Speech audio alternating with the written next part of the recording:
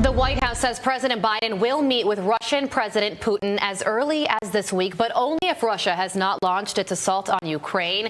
And we know the Kremlin already gave its commanders the green light for an invasion. Congressman Rob Wittman, vice-ranking member of the House Armed Services Committee, joins us now. So you just heard it there from Carly. Obviously, Russia gave the order already. So is this supposed meeting with Putin, is that enough to deter him? Because what's to say that he's not going to just turn around after that meeting and invade anyway?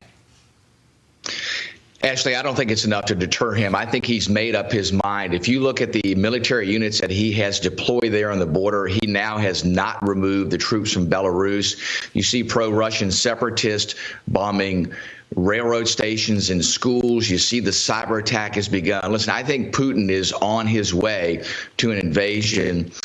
He is resolute in what he is going to do in Ukraine, and I don't think that anything that the Biden administration does is going to dissuade him.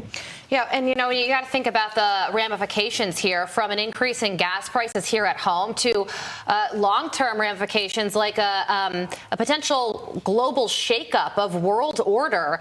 What kind of impact would a Russian invasion have on Ukraine for all of us? Well, I think the world will be watching, and I believe that countries like China and their leader Xi Jinping is watching very intently about what the U.S. reaction is, what the world reaction is, because that sets the stage for what China potentially does with Taiwan. I believe this administration's abysmal failure in Afghanistan has set the stage for where we are today in this potential Russian invasion of Ukraine. In fact, I would argue it's not potential anymore. It has begun in its early phases.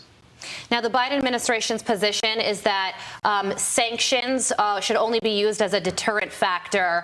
Ukrainian President Vladimir Zelensky wants sanctions now. What's your take on that? Well, listen, I think sanctions should have begun months ago. We've seen this buildup happen. Things like sanctioning the Nord Stream 2 pipeline should have been incrementally put in place as we've seen Russia building up. That would be the way to deter them. The only thing that Putin understands is strength. And doing things after the fact, I think, are not going to be a way to dissuade him. He is resolute in saying that he is going to take Ukraine. He's been saying that for years. He sees Ukraine potentially entering NATO as a threat. And he also sees, too, things happening there as a threat to Russia.